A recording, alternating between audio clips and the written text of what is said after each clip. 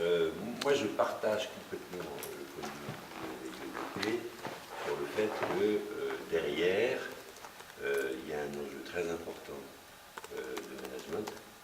Je pense que c'est très important de réfléchir qu'est-ce que c'est que ce travail de management.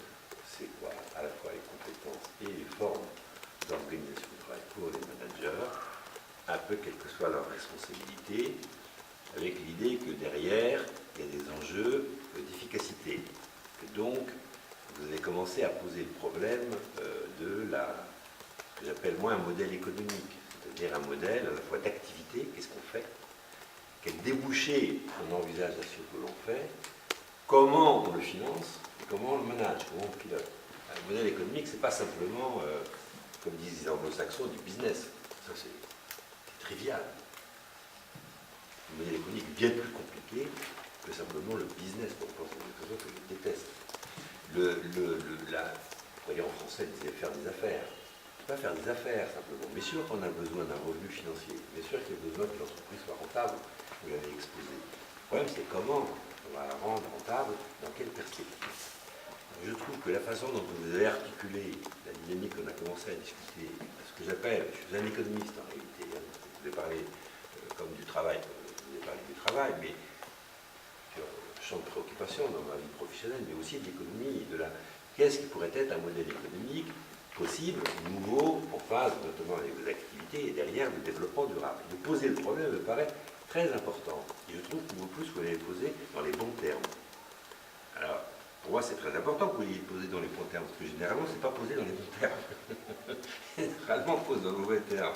Moi, ce que j'ai trouvé particulièrement intéressant, c'est que vous avez commencé à dire que dans la recherche de financement, est-ce qu'on va aller s'adresser à faire toc, toc, toc, toc, passer son temps à aller voir les pouvoirs publics pour vous apporter autre chose, ou est-ce qu'on réfléchit à trouver une orientation originale, développer de nouvelles activités, c'est ça qui va se rattacher à ce que vous avez dit pour les territoires zéro chômage, des activités qui vont permettre de donner un revenu pérenne à l'entreprise d'insertion. Par la diversification. Vous avez tout de suite nommé le truc, par la diversification. Et je pense que c'est ce qu'il faut faire. Ça ne sert à rien, franchement. Perdre son temps. Alors, s'il y a des opportunités, des choses, mais passons pas trop de temps, bien, je fais ça. Passons pas trop de temps à aller voir tous les institutions publiques pour leur demander, parce que vous avez raison, on est dans une situation de long terme où on était, malgré les discours, les aides publiques vont diminuer, taxe ça tombe, taxe ça tombe. Alors quelquefois c'est regroupé de manière intelligente, donc il faut surtout se saisir de ces occasions, parce que dans le zéro chômeur, il y a une loi intelligente, le partage de votre point de vue, et il faut bien le souligner, parce qu'il y en a tellement qui ne le sont pas, que là on sent quelque chose qui change la problématique. Il faut prendre ces opportunités, donc il ne faut pas non plus tout rejeter, mais il faut réaliser avec discernement, c'est-à-dire qu'il ne faut pas y aller, sinon on perd son énergie. Plutôt, il faut la prendre, votre énergie, comme vous indiquez, dans une originalité qui est diversifiée. Quand vous dites il y a des possibilités de développement dans les légumes, les œufs, le porc, je reprends vos expressions, vous avez entièrement raison. Il y a des attentes territoriales en bio dans tous ces domaines-là considérables. Il y a des possibilités dans des logiques de rapport, ce que Dominique Hell appelle les mangeurs, j'adore cette expression, les citoyens et les mangeurs, c'est tellement vrai, c'est tellement direct, c'est formidable. Les mangeurs. Et il y a des rapports nouveaux à construire avec les habitants, avec les gens, ou quelquefois d'ailleurs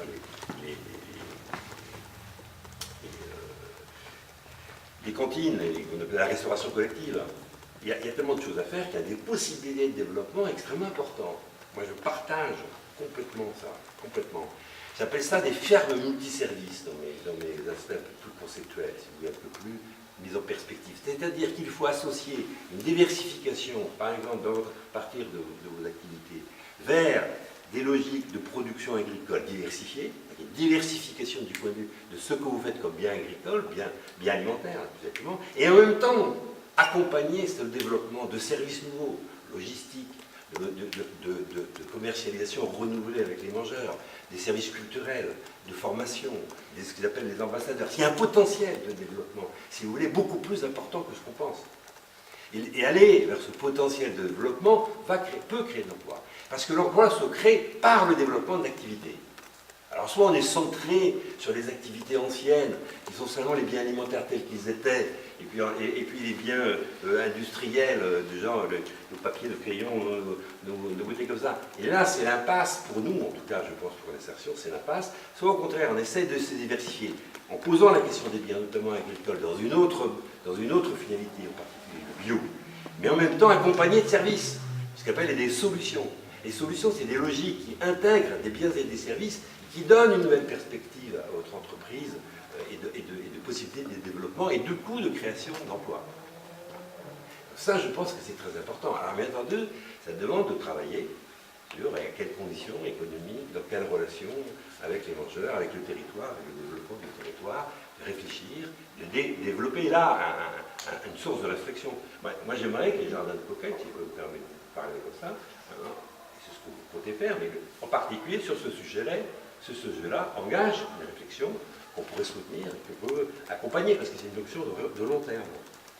Surtout pas mettre des financiers, des directeurs financiers en mutualisation. Vous avez bien raison. Surtout pas mettre la finance au poste de commande. Surtout pas. Mettre, vous avez entièrement raison, les dirigeants, les cadres, en lien avec le travail réel, en lien avec le développement du jardin localement, et on assumera les aspects de finance. On verra comment, mais pas faire des spécialistes de ça qui se retournent tout le temps contre la politique que vous souhaitez mener, la politique de développement, tout le temps. Quand on met des spécialistes de la finance à part de la logique du travail réel, c'est-à-dire de ce que j'appelle la difficulté du travail, c'est-à-dire le fait que quand on travaille, c'est difficile. La finance, c'est pas difficile. Et donc, il y a un problème là. Et donc, il faut mettre la question de l'adversité du travail au cœur de votre réflexion et de l'encadrement.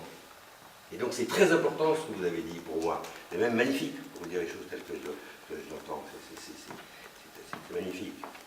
Alors, vous avez dit que les entreprises d'insertion ne sont pas dans la formation. Mais du coup, on pourrait aussi quand même, je partage votre point de vue, c'est pas par l'information comme ça qu'on va y aller. Il faut développer les activités, mais on pourrait trouver des formes. Parce que je pense à vous avec ce que vous disiez au début sur la formation, je me dis, mais comment Aline s'y retrouve dans cette affaire-là? Donc je me dis, mais parce qu'en réalité, dans la formation, on voit bien, il me semble, parce que moi je suis un enseignant aussi, j'ai eu plein d'échecs. Et donc, si vous voulez avoir, moi je veux bien faire de mon enseignement, mais en fait, je me rends compte que la façon dont j'enseigne, je professe, en fait, ça met les gens, au lieu d'encourager les gens, ça les met devant une espèce d'écart entre ce qu'ils savent et ce qu'ils ne savent pas, qui au lieu de les saisir, de leur donner de confiance, les casse. Moi-même, je casse les gens. C'est-à-dire, mes yeux, pas de ma volonté, c'est pas ce que je cherche à faire. Mais en ne partant pas de l'expérience, en ne redonnant pas la confiance à partir de l'expérience, en balançant un peu trop, c'est pour ça que je fais gaffe moi aussi, quand vous me dites là, vous me dites parler, mais bon, oui, en ne mettant pas la question d'expérience comme question première, comme matière première, pour ensuite élaborer des logiques de formation, on peut casser les gens. Alors quelquefois les gens sont solides, ils vont merde, je prends, je vais voir ce que j'apprends, puis je prends, et puis je fais autre chose, mais plein de gens ne sont pas assez solides pour faire de la formation, de ressources pour pouvoir progresser. Ils sont au contraire confrontés à l'écart qu'il y a entre ce qu'ils pensent savoir et ce qu'il faudrait savoir. Et cet écart, il est insupportable. Et au lieu de les encourager pour aller vers ce qu'on cherche à faire, eh bien, ils se rétractent.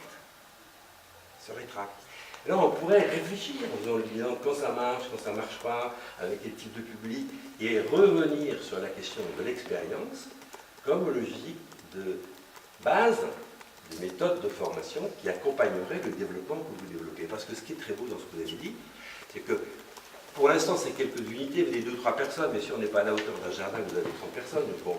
Mais quand même, on sent qu'il y a un potentiel, vous dites, créer des vocations. Alors là, créer des vocations, vous avez mis la barre haute, hein, c'est pas simplement créer des possibilités d'engagement, vous avez mis... Et donc, si vous créez des vocations, c'est quand même très intéressant de vous comprendre comment ces vocations se sont créées et comment on peut les soutenir, notamment dans cette diversité d'activités. Parce qu'on pourrait dire, on peut créer des vocations dans le maraîchage, c'est ce que vous avez dit, pourquoi je ne serais pas maraîcher, pourquoi on ne crée pas des coopérations avec des maraîchers traditionnels et des maraîchers d'insertion. On pourrait très bien créer ce que j'appelle un écosystème coopératif, dans cet écosystème des PTCE, pour reprendre cette expression, les pôles territoriaux de coopération économique, qui sont mis en place de plus en plus, qui permettent de faire des coopérations entre des entreprises d'insertion comme la vôtre et des entreprises plus classiques, en particulier dans le maraîchage. Donc c'est une possibilité d'accompagner ces gens-là vers des entreprises plus classiques. Et puis si ça se diversifie, ben, on peut le faire dans d'autres activités. La vocation, elle peut être dans le maraîchage, elle peut être dans les jus culturels, elle peut être dans les jus de logistique. Il y a plein de trucs à faire, il y a plein de choses à faire, surtout si vous cherchez à diversifier. Et donc là, on sent un potentiel que moi, je trouve extrêmement intéressant. Franchement, je le trouve très très intéressant. Et là, on voit bien que c'est un autre modèle économique au sens de, on va chercher un mode de financement par l'activité. Alors, comment on va faire en sorte que cette activité apporte un revenu? Mais il faut qu'il y ait un engagement des habitants. Il faut qu'ils arrêtent de zapper. Il faut qu'ils s'engagent auprès des entreprises. Il faut fidéliser. Il faut organiser les habitants d'une manière citoyenne, ce que j'appelle la dépense acceptable. C'est-à-dire, qu'est-ce qu'ils sont prêts, vous voyez, avoir des notions de prix, on regarde la dépense qu'on accepte de faire. Et avec cette dépense qu'on accepte, on la stabilise dans le temps. Ben moi, je suis prêt à dépenser auprès de votre entreprise d'insertion 50 euros, 100 euros. Enfin, je n'ai pas idée, parce que je ne suis pas un mangeur de rien, que c'est peut-être ces sommes-là, envisageables, stables, sur 2 ou 3 ans. Je m'engage pendant 3 ans, alors je vais discuter avec vous, comment ça se passe, etc. Et pendant 3 ans, je m'engage. Et à ce moment-là, vous avez une stabilité de revenus qui provient des relations avec les mangeurs, avec les habitants. Et sur la base de cette stabilisation de revenus, vous pouvez construire une dynamique, y compris d'investissement. Parce que ce qui gêne, et j'en suis persuadé que vous avez été gêné par ça, c'est l'incertitude. C'est le fait qu'on n'arrive pas, quand on dirige une entreprise, à la mettre dans une perspective de moyen-long terme. Si on n'a pas cette perspective, la stabilité du revenu, c'est extrêmement inconfortable. Les risques sont très importants de faire des investissements qui n'arrivent pas à trouver leur débouché. Et donc, il faut créer des rapports nouveaux sur le plan de l'échange. J'appelle ça une convention monétaire sans marché. Il faut se dégager du marché. Le marché est néfaste dans la phase actuelle. C'est néfaste. Les gens changent toute la journée. Aujourd'hui, j'achète là, demain, j'achète là, demain, j'achète là. Comment voulez-vous construire quelque chose comme ça? Impossible.